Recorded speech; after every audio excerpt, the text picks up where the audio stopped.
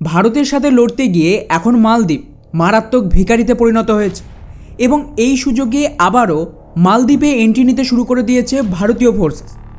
ওদিকে এর মাঝেই ট্রাম্পের তরফ থেকে ভারতকে সরাসরি ধমকি দিয়েছে যে ভারতের ওপর এমন নিষেধাজ্ঞা লাগাবে যে গোটা ভারতের ইকোনমি ধ্বংস হয়ে যাবে। আর তার সাথেই কিভাবে ভারত এমন এক টেকনোলজি তৈরি করে ফেলেছে যা চীনের মহাশক্তিশালী স্টেল যুদ্ধবিমানের ব্যান্ড বাজিয়ে দিয়েছে, এবং কেন বিশ্বের সবচেয়ে শক্তিশালী মুসলিম দেশ সৌদি আরব এখন ভারত থেকে হাতিয়ার কেনার জন্য মরিয়া হয়ে উঠেছে, এবং কোন ভারতীয় অস্ত্র সৌদিতে রপ্তানি করবে ভারত, সবটাই জানবো আজকের এই ভিডিওতে। তবে তার আগে অবশ্যই আমাদের চ্যানেলটিকে সাবস্ক্রাইব করে আমাদেরকে সাপোর্ট করবেন। আমাদের প্রথম আপডেট রয়েছে ক্যাটস ওয়ারিয়র্সকে নিয়ে। গতকালই আপনাদের আপডেট দিয়েছিলাম এই ক্যাটস ফ্যামিলির আরও একটা এয়ারক্রাফট ক্যাটস ওমকার ফ্লাইট টেস্ট সফল হয়েছে এবং এর একটা ছবিও পাবলিক করা হয়েছে। ওদিকে তার মাঝে এখন খবর আসছে যে এই ক্যাটস ফ্যামিলির গুরুত্বপূর্ণ একটা অংশ ক্যাটস ওয়ারিয়র্স, যেটা এক ধরনের উইংম্যান ড্রোন, এরও ফ্লাইট টেস্ট শুরু করছে ভারত। গত মাসেই এর প্রথম টেস্টিংও শুরু হয়, যেখানে গ্রাউন্ড ট্রায়াল হয়েছে এবং এর ট্যাক্সি ট্রায়াল করিয়ে সম্ভবত এয়ারো ইন্ডিয়ার আগে এই উইংম্যান ড্রোন প্রথমবার ভারতের আকাশে উঠতে চলেছে। অর্থাৎ যে গতিতে ভারত একের পর এক ফিউচার হাতিয়ার তৈরি করছে তা কিন্তু অবিশ্বাস্য। এবারে আসে আমাদের নেক্সট আপডেট মালদ্বীপকে নিয়ে। বেচারা মালদ্বীপ এখন এমন বিপাকে পড়েছে যে শেষ পর্যন্ত গোটা দেশটাই না হাতছাড়া হয়ে যায়। গত বছর অক্টোবর মাসে ওয়ার্ল্ড ব্যাংক জানিয়ে দিয়েছিল যে মালদ্বীপের ইকোনমির অবস্থা এতটাই খারাপ হয়ে গেছে যে তাড়াতাড়ি বড় আর্থিক সাহায্য না দিলে দেশ কোল্যাপস করবে, এবং তখন মালদ্বীপকে বাঁচাতে ভারত ওদের ইকোনমিক সাহায্যও দিয়েছিল। কিন্তু মুশকিল হলো এতেও মালদ্বীপের অবস্থা ঠিক হয়নি। লেটেস্ট রিপোর্ট অনুযায়ী ওদের আরও আর্থিক সাহায্য দরকার, কিন্তু ভারত এখন নিজের ট্রাম্প কার্ড খেলতে শুরু করে দিয়েছে। এই ক্রাইসিসের মাঝে খবর আসছে যে ভারত সরকার মালদ্বীপকে দেওয়া আর্থিক সাহায্য থামানোর জন্য সিগন্যাল দিচ্ছে এবং সাফ জানিয়ে দিয়েছে যদি মালদ্বীপ চীনের সাথে করা ফ্রি ট্রেড এগ্রিমেন্ট বন্ধ না করে ভারত ওদের কোনো রকম আর্থিক সাহায্য দেবে না। আর এখানেই শেষ নয়, ভারতের রক্ষামন্ত্রীও মালদ্বীপকে সাফ জানিয়ে দিয়েছে যে আমরা ওদের ডিফেন্সের একমাত্র পার্টনার, আর ভারত মালদ্বীপকে সাহায্য করবে ওদের ডিফেন্সের জন্য, কিন্তু তার বদলে ওদেরও খেয়াল রাখতে হবে ভারতের সুরক্ষা যেন কম্প্রোমাইজ না হয়। অর্থাৎ কিছু সোর্সের দাবি এখানে রক্ষামন্ত্রী অ্যাকচুয়ালি ভারতীয় ফোর্সকে মালদ্বীপে পুনরায় এন্ট্রি করানোর চেষ্টা করছে, আর অলরেডি মইজু ওদের সমস্ত ডিল ভারতকে দিতে শুরু করে দিয়েছে। এমনকি কিছুদিন আগেই ভারতীয় নেভাল রাডার ওদের দেশে মোতায়েন করারও পারমিশন দিয়েছে, কিন্তু ভারত আরও বেশি অ্যাক্সেস চাইছে। লেটেস্ট রিপোর্টে গতকাল ভারত আবার জানিয়েছে যে আমরা মালদ্বীপের সাথে যোগাযোগ রেখেছি ওদের ইকোনমিক ক্রাইসিসকে নিয়ে এবং ইভ্যালুয়েট করছে যে কিভাবে ভারত ওদেরকে সাহায্য করতে পারে। মানে একদিকে তো সাহায্য থামানোর কথা বলছে, অন্যদিকে আবার সাহায্য পাঠানোর কথা বলছে। মানে সরাসরি মালদ্বীপের গেমে ভারত মালদ্বীপকে এখন নিজের ইশারায় নাচাচ্ছে।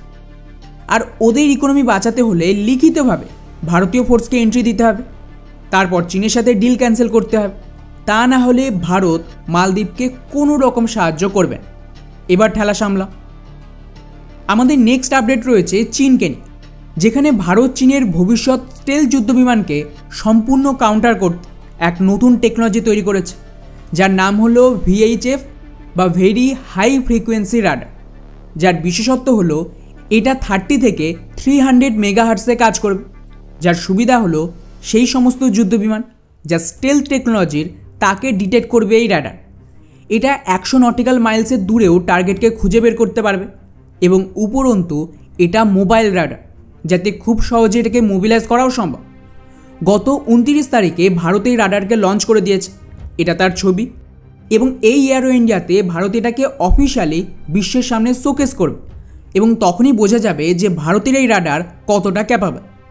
অর্থাৎ ভারত, রাশিয়া আর ইসরায়েল দুই দেশের ওপর থেকেই নির্ভরতা কমিয়ে নিজের দমেই এখন অ্যান্টি স্টেল টেকনোলজি তৈরি করছে, যা চীনের জন্য একটা নতুন মাথা ব্যথার কারণ হবে। এবারে আসে আমাদের নেক্সট আপডেট ডোনাল্ড ট্রাম্পকে নিয়ে। ডোনাল্ড ট্রাম্প আবারও ভারত সহ সমস্ত ব্রিক্স দেশকে একটা ধমকি দিয়েছে যে যারাই ডলার ছাড়বে তাদের ওপর আমি পুরো 100% টেরিফ লাগাব। যদিও কংগ্রেস লিডার শশী থরুরের দাবি এটা শুধুমাত্র খোলা ধমকি, আমেরিকা এমন কিছুই করতে পারবেন। কিন্তু যেমনটা আমি কয়েক মাস ধরেই বলছি, আমেরিকা এখন ডলারাইজেশনের পর আর আমদানি করতে পারবে না, তাই ওরা সমস্ত দেশে টেরিফ লাগিয়ে নিজের জনগণকে বোকা বানাবে যে আমি আমেরিকাকে শক্তিশালী করছি। কিন্তু এটাই আসলে ডলারাইজেশনের অংশ, যার আন্ডারে এই খবরটা দেখুন।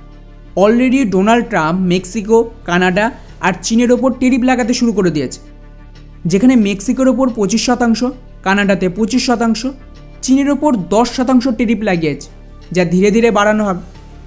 এবং আজ আমি বলে রাখলাম যে খুব তাড়াতাড়ি ভারতের নাম্বারও আসবে এবং এভাবেই আমেরিকার ডলারকে ধ্বংস করবে, বা বলা ভালো এটাই ডলারাইজেশন।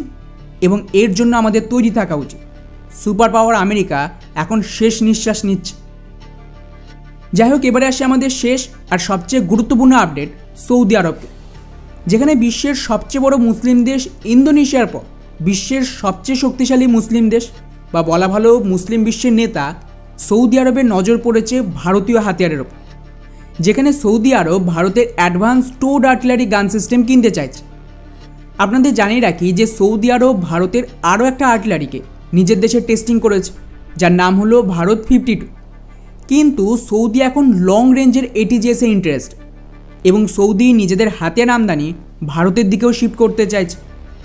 রিসেন্টলি $225 মিলিয়ন একটা অ্যামিউনেশনের চুক্তি ভারতের সাথে করে গেছে, যার ডেলিভারি ভারত আগামী কয়েক বছরে করবে।